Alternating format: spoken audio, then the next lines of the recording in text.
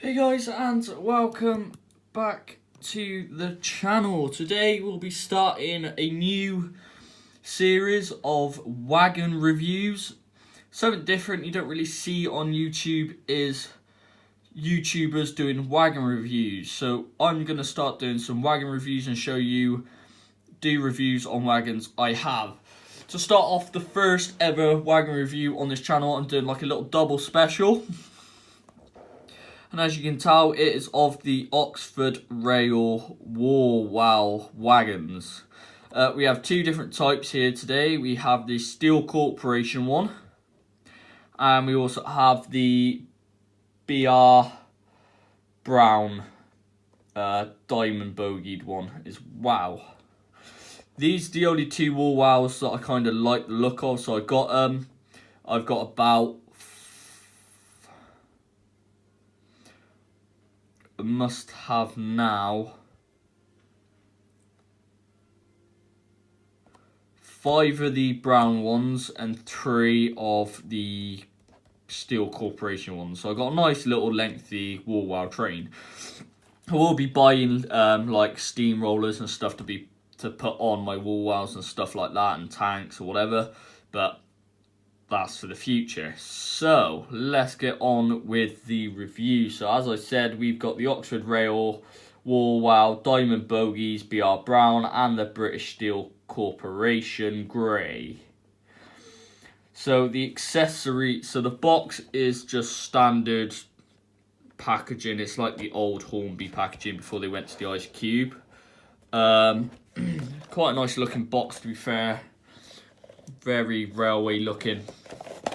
So let's have a look. So in the Steel Corporation one, you get a load of different shaped buffers and pipes and couplings and all sorts in there. Very nice indeed. That's a lot of extras that you can have, so you can change the buffer beams from the ovals to the little circles. Well, it's very, very nice. So we're going to have a look at the Steel Corporation one first, just because it's on top of the box. And here she is. That is very, very, very nice. Very nice indeed. So, as you can probably see, you got this lovely plank work and metal poles sticking out on the top deck. And this was obviously to carry steel planks or whatever. I'm using them to carry rail. So I've cut up some rail to put on these. I like how you can see underneath where it's hide up. That's very, very nice indeed. There are lots and lots of rivets on the side here with some numbers. My camera's gone out of focus. And you got some builder's plates there. A little handbrake wheel, a little bogies. You do have some detail on the bottom for brake rigging and air distribution and stuff like that. So very, very, very nice indeed. These reviews will be a bit shorter than the steam train reviews, obviously, because you can't see them running and stuff like that. But I will do kind of a part 2 to these videos where I'll go upstairs to the actual kind of layout that's on the floor, because the baseboard got smashed up by my stepdad, who I kind of fallen out with. They're not sprung buffers, but they do have a little NEM coupling. What's nice, they do have yellow ends, what do stand out quite a lot, to be fair. They are nice. And on the other side, obviously I can't really show you them running, but I'll do a part 2 of the whole train behind, say, a Midland 1F or something, maybe a bit bigger, maybe a train a bit bigger. But we'll see. See when I get the time. I'm still waiting on my parcels to turn up from today. So today it's been quite busy for me. I've done 3 train reviews today, plus waiting on 2 trains to arrive so I could do reviews today. And I'm now doing wagon reviews while I'm waiting for the parcel, because I've got nothing else to do. So that's the grey Warwell. So I'm just going to place that on the track. On the test track, and I'll push them just to show you how slow and kind of how smooth they run. and then I'll show you the whole train together maybe in a minute. Wow, once I've done this video. Because what I'm just trying to do while I'm waiting for the train, I have a book. I've got a whole notebook that I write down all my reviews, and I've got like colour coordinations and what I want to say and what I want to try and include in the reviews, in the videos. So I just want to try and get as many of these ones that I've already wrote down with an orange little sticky tab on them. Because red means I've wrote them down in the book, orange means they're filmed, green means they're on YouTube. So I can keep track of which ones I've done. So I'm going to place that on the side. So we come to the brown Warwell now. As you can tell, this one comes with circled buffers. And then you got the choice of the ovals in the actual packet. And some pipes and all sorts in there. So that's very, very nice indeed.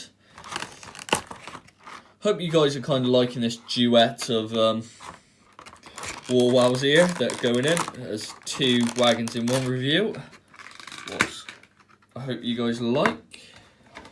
Just quickly put this one away, this box. Sorry guys, it's gone very, very blurry. Very terrible. My camera's playing up on my new iPhone 8 and I don't know why it doesn't focus very well. There we go. Okay, so here's the second one. So you got some lovely planked wood and some metal bits here. Just want to check. That's actual, okay. So we got some. Start with the top bit. So you got some plain black woods. You got some kind of aggrated steel there. Got lots of rivets on this model. Okay guys, I'm gonna just point my camera down because this really doesn't want to focus. That's a bit better, but my camera ain't gonna want to stay, so give me 2 seconds. Okay, that's better. Okay, so as you guys can see, we've got lovely planked wood, some corrugated steel, I think it's called, or whatever. Lots of rivets and these beautiful chains that are loose and they are connected with like little pins, and they are really nice detail for a wagon. This is probably the highest quality. You got some builder's plate there. Wow troll, you got some letter in there. You got a little white handbrake. Some black pipe work and lots of rivets. So I'm just going to flip this round to show you. There's some very, very fine brown pipe work along the side here. Very, very nice indeed. I've only just noticed it, to be fair. And you got this beautiful brown inside, and obviously you got all your little brake rigging and stuff underneath. What's very nice. With this, it doesn't have sprung buffers, unfortunately, but it does have the NEM coupling. What's very, very nice. So I'm just going to place these on the track, couple them up, and use my finger to push them. And you guys can see how quiet and smooth they run.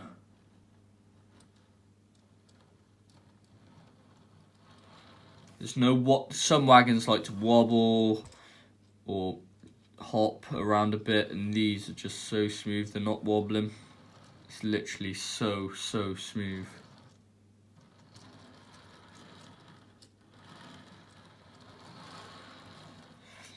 So if you want to hear them go past at a bit of high speed. Very, very nice. So I hope you guys enjoyed this wagon review. Wow, this duo of wagon reviews for the first episode. It's a bit different to what we normally do with the loco reviews and how to build a model railway series and stuff like that. But it's just something that some people are like, oh, I wonder what this wagon's like. Do I get it? Do I not? And not many people actually do wagon reviews, so I thought I'll start one just to help you guys out when you want to choose wagons and so on. So the wagons are very, very nice. They are beautiful.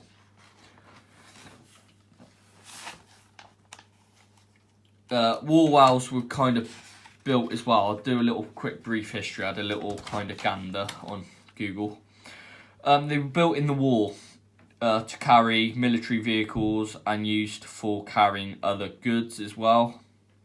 They were kind of built in the war to carry all the military vehicles like tanks, and that's why they have the little dip, because the tread would literally raise up on the tank like that and then it dips down like that. That's kind of why they were built, because they fit the tanks. You could transport military vehicles. So there's a little background information. So it was kind of World War II, I would say, these wagons were kind of built in. The overall score, so we're still doing our little score system, even with the wagons. I would say packaging is 8 out of 10. It could be better, to be fair. Wagon detail is 9 out of 10. It is actually really, really good, to be fair, for a wagon. Oh, sorry guys, I'm yawning again.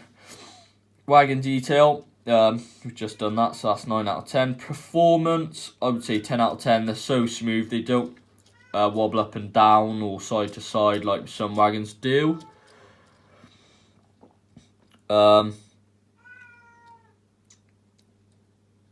Accessories, I would give a 9 out of 10 for the buffers and stuff, but it would have been nice if they included, say, like some